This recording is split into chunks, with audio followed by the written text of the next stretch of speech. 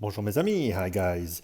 Yesterday I was mentioning how my SPB151, the Captain Willard Seiko, seemed to be running a bit slow since I got it. So let's get scientific with it and put it on the time grapher and compare it to the SKX and the King Turtle. They all have different movements, so the 7S36 in the SKX and the King Turtle has a 4R movement base, which usually I find quite accurate in my other watches, like the Samurai. But let's see what's what. As you know, the Captain Willard here has the 6R35 movement with 70 hours of power reserve. But let's whet our appetite first with the SKX with a 7S movement, pretty rudimentary movement. It doesn't hand wind, you can't hack the seconds. So you just have to shake it, and I shook it quite a bit. And you can see here it's running quite steady at a +9 on the resting position.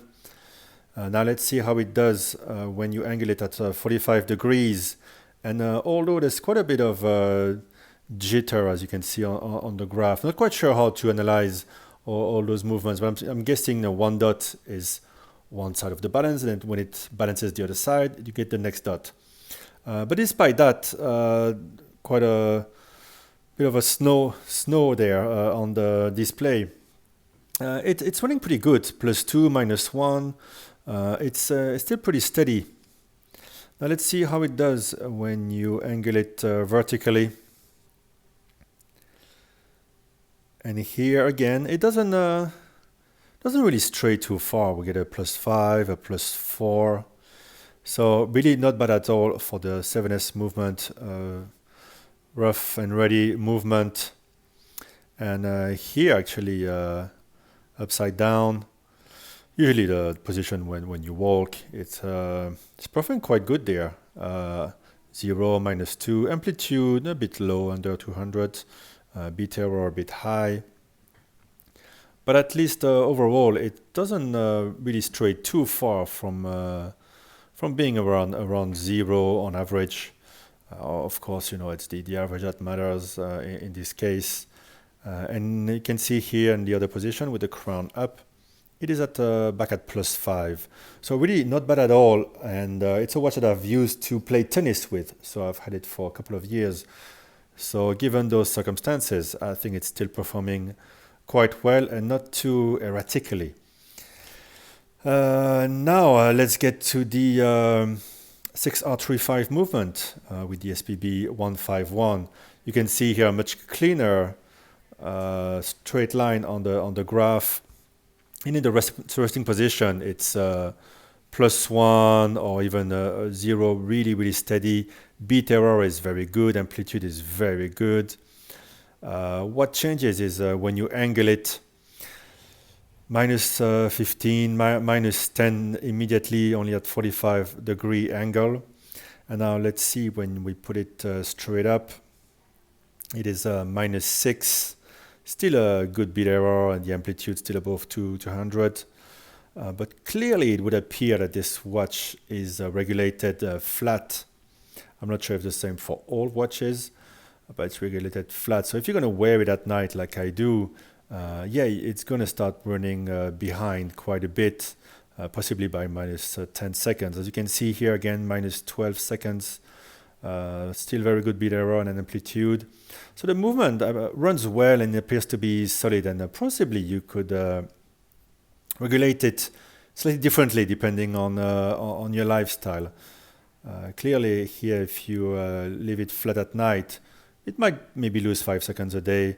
If you wear it all the time, it's going to probably lose a bit more. It's so far what I've noticed about this movement. Now we switch to the 4R base movement of the King Turtle, +11 flat, +2 when angled at 45 degree. Now these numbers are quite good already. Let's see a bit if the balance out, maybe with something a bit negative when we turn the watch in other positions. So as you can see, I'm really going all the way with my scientific experiment. Here, interestingly, it's when it's vertical that we reach a near perfect result. Oh, we were at 0 and now suddenly the jitters at -9. Usually, yeah, I see that when you put watches vertically, the balance tends to go from one thing to the next without much rhyme or reason. So let's restart. Okay, now it looks a bit more clean. -1. I find this very stressful. No, seriously, it gets. I like it. I get to know my watches a bit better doing that. And really, here this position seems to counterbalance well the other positions. So on average, good chance this watch is going to be +2, +3 seconds a day. Now let's see it here with the crown up, -6. Sorry, this is with the, and yeah, this is the other way. Yeah, +5. So really, this watch, the 4-hour movement here, running quite well, staying in a fairly tight range, and seems like it's going to average slightly positive. And it's been my experience with your 4-hour movement. So I quite like those, and you get the day complication as well. That's quite nice. So yeah, what have we learned today? The Captain Willard, well adjusted flat, but probably I am gonna expect that it's gonna run a bit behind, which is always annoying because you can't just stop it for a few seconds and push it back in. But at least it has hacking. 4-hour movements usually performing very well, not too erratic, and the 7S can be adjusted. Again, you can adjust those watches to your needs, depending a bit how you use them, if you wear them at night and whatnot. All right, I hope this was bringing you some sort of comfort about maybe buying these watches for yourselves, and that we've learned something. Okay, bye bye.